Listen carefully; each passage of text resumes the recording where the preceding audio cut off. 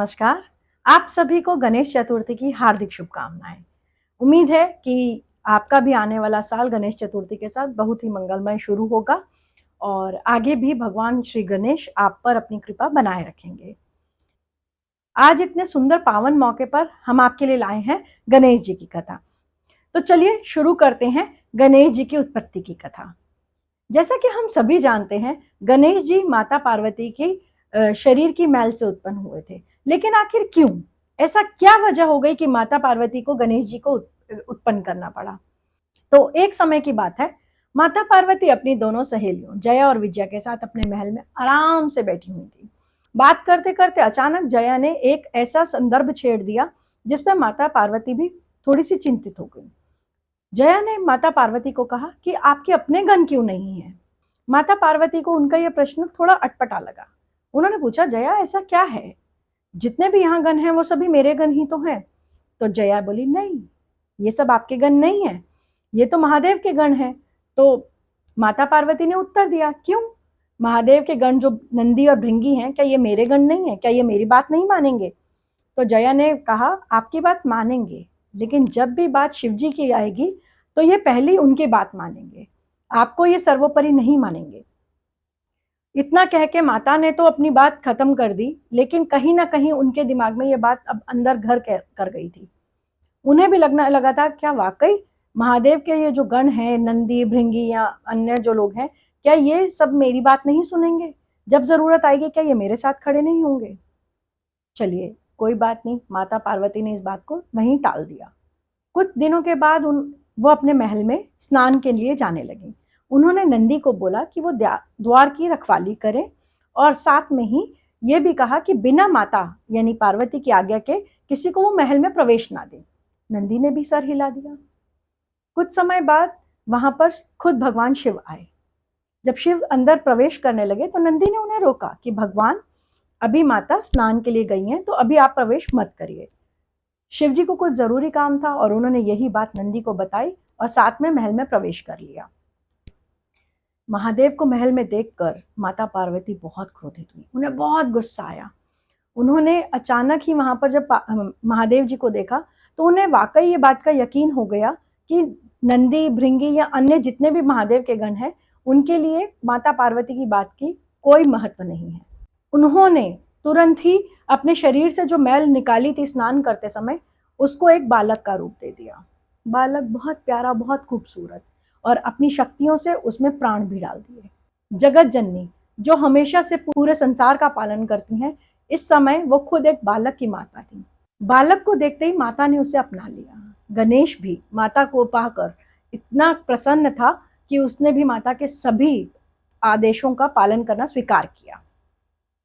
तुरंत ही माता ने गणेश को अब एक आदेश दिया। माता ने कहा, गणेश, जैसे कि महादेव के गण हैं उसी प्रकार से तुम मेरे गण हो आज से, और जो भी मैं तुम्हें आदेश दूं या अनुमति दूं उसका तुम्हें पालन करना पड़ेगा। गणेश भी माता की बात को मान गए। माता ने कहा, अब जाओ, तुम द्वार पर पहरेदारी करो और जब तक मैं ना बोलूं किसी को अंदर प्रवेश नहीं देना। गणेश जी ने माता को प्रणाम किया और द्वार की तरफ चल दिए। थोड़ी देर बाद वहां पर शिव जी आए। शिव जी ने उनको बोला कि मुझे अंदर जाना है। गणेश जी ने उनको अंदर जाने की अनुमति नहीं दी। उन्होंने साफ कहा, जब तक मेरी माता का आदेश ना हो कोई भी महल के अंदर नहीं जा सकता। शिव जी ने बालक समझा और उसको बड़े प्यार से बताया कि मैं तुम्हारी माता का पति अर्थात महादेव हूँ और ये महल मेरा ही है। लेकिन गणेश वो तो बाल हट पर उतर आए, उन्होंने उन्हें प्रवेश नहीं दिया। अब क्या था, शिव जी को गुस्सा आया, वो वहां से द्वार से कुछ समय के लिए हट गए। जब वो वहां से गए तो उन्होंने अपने गणों को भेजा, एक एक करके सारे गण वहां गए, लेकिन कोई भी उस बालक को मना नहीं पाया। देवता गए, देवता भी नहीं मना पाए। इसके बाद आया शिव जी को क्रोध और उन्होंने युद्ध की घोषणा कर दी। अब एक बालक के साथ सभी देवता, सभी गणों का युद्ध चल रहा है।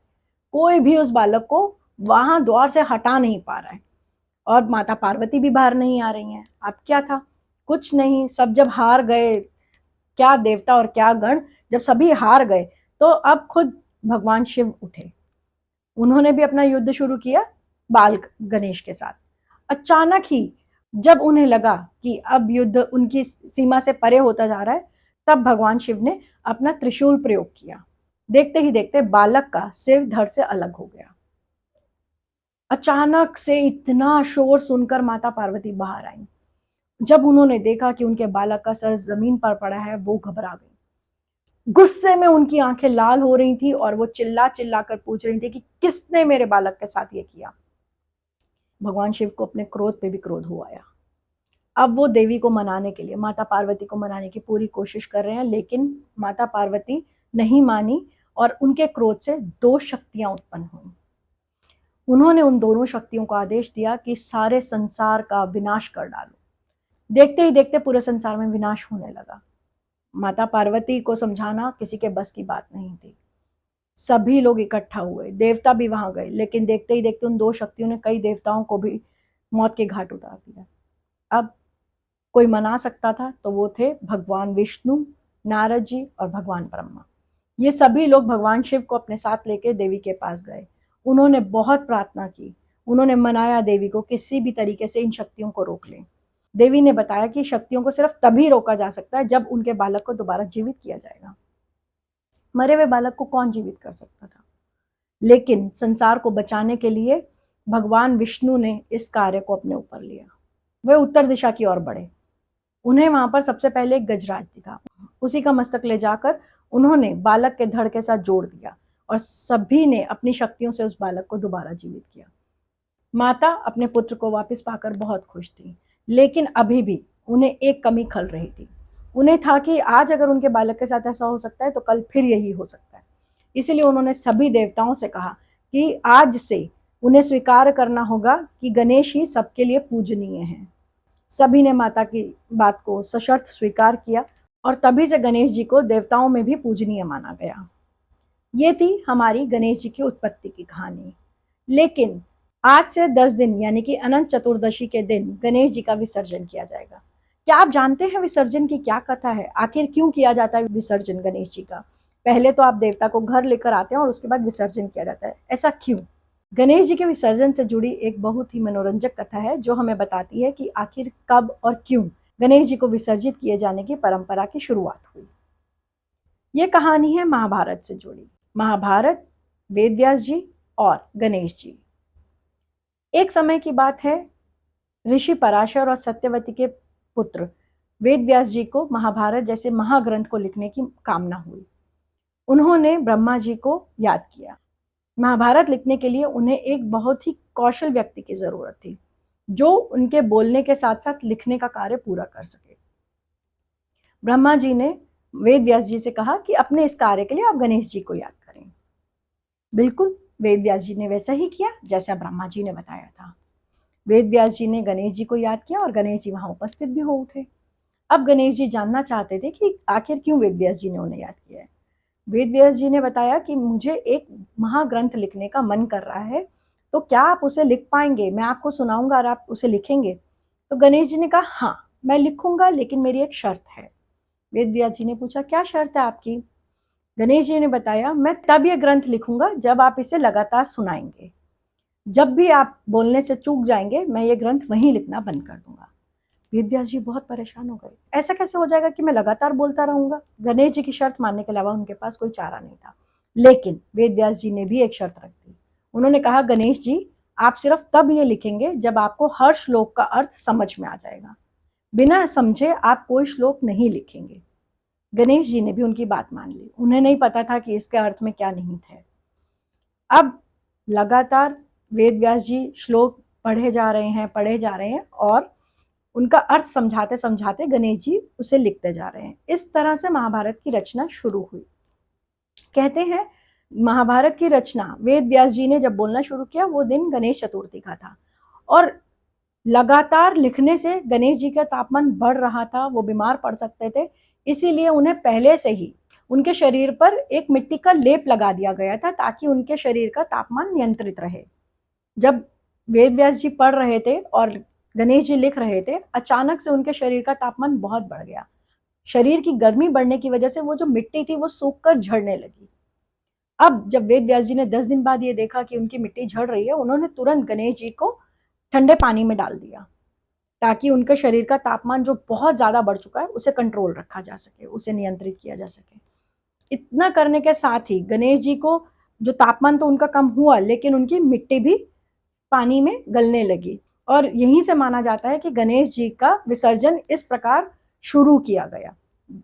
महाभारत लिखने के समय पे ये घटना हुई, और महाभारत को लिखने के लिए 3 साल का वक्त लग गया था। इस बीच में गणेश जी और वेद व्यास जी के साथ बहुत सारे उपक्रम हुए, बहुत सारी घटनाएं हुई, और कहा जाता है कि वेद व्यास जी ने हर प्रकार का स्वादिष्ट भोजन गणेश जी को उपलब्ध कराया ताकि वो लिखना बंद नहीं करें, क्योंकि हम सभी लोग जानते हैं गणेश जी को भोजन से बहुत ज़्यादा प्यार है। तो यहीं से वो जो 10 दिन का जो उपक्रम हुआ, जो 10 दिन की गणेश चतुर्थी से शुरू होकर अनंत चतुर्दशी तक, ये अपने आप में ऐसी घटना थी कि लोगों ने इसी को आगे इसी को परंपरा बना लिया और ये इसी तरीके से आगे चलने लगी। इसी तरीके से लोग हमारे यहाँ पर, हमारे देश में गणेश चतुर्थी का उत्सव मनाते हैं। वह अपने घरों में भगवान की मूर्त को लेकर स्थापित करते हैं, और 1.5 दिन से लेकर 1.5 दिन, 3 दिन, 5 दिन, 7 दिन और 10 दिन तक भगवान की अपने घर में पूरी आवभगत एक मेहमान की तरह करते हैं, एक अतिथि की तरह करते हैं। और जिस तरह अतिथि का मनोरंजन किया जाता है, बिल्कुल वैसे ही भगवान श्री गणेश जी का भी मनोरंजन पूरा किया जाता है। एक और मत है कि गणेश जी का विसर्जन क्यों किया गया। कुछ लोग ये मानते हैं कि गणेश जी का विसर्जन इसलिए किया गया क्योंकि ये जीवन चक्र को दिखाता है, कैसे गणेश जी का जो जीवन था वो मिट्टी से उत्पन्न हुए, और कैसे विसर्जन के साथ ही उनकी मिट्टी को पानी में मिला दिया गया। तो ये कहीं ना कहीं हमारे जीवन चक्र को ही दिखाता है कि जीवन हमारा मिट्टी से शुरू होकर मिट्टी में ही मिल जाएगा। तो हर काम का, हर कार्य का कोई ना कोई कारण होता है। यही एक चीज है कि हमारे उत्सवों में हमें बहुत कुछ सीखने को मिलता है। भगवान के विसर्जन से जुड़ा आपको तथ्य तो पता चल गया कि आखिर किस तरह से भगवान का विसर्जन की परंपरा शुरू हुई। इसी के साथ हमारे मध्य और दक्षिण भारत में आपने भी देखा होगा कि गणपति जी का बहुत बड़ा उत्सव मनाया जाता है। एक पंक्ति बहुत खूबसूरत है, गणपति बप्पा मोरया, अगले बरस तो जल्दी आ। अब ये अगले बरस जल्दी आ के पीछे भी एक कहानी, एक कथा है। माना जाता है कि भगवान कार्तिकेय अपने माता पिता को छोड़कर दक्षिण भारत की तरफ आगे बढ़ चुके थे। बड़े भाई से मिलने का मन गणेश जी का भी हुआ। अपने भाई का हालचाल कुशल क्षेम लेने के लिए वो भी उनके पीछे पीछे आ गए। यहाँ आए उन्हें 10 दिन हो चुके थे। वो दक्षिण भारत के लोगों में बहुत ही ज़्यादा हिल मिल चुके थे, लोगों के बीच में बहुत पॉपुलर हो गए थे, लोकप्रिय हो गए थे। जब उनके जाने का समय हुआ तो लोग बहुत निराश हो गए, उन्हें अच्छा नहीं लगा कि वो जा क्यों रहे हैं। तो लोगों ने, जब वो जाने लगे तो लोगों ने उनसे एक बात बोली कि आप अभी तो जा रहे हैं तो ठीक है, लेकिन अगले साल आप और जल्दी आइएगा। तो वहीं से ये पंक्ति है, अगले बरस तू जल्दी आ। उम्मीद है कि गणेश जी की आज की कथाएं आपको बहुत पसंद आई होंगी। तो हमारे चैनल की तरफ से सभी को गणेश चतुर्थी की हार्दिक शुभकामनाएं। धन्यवाद।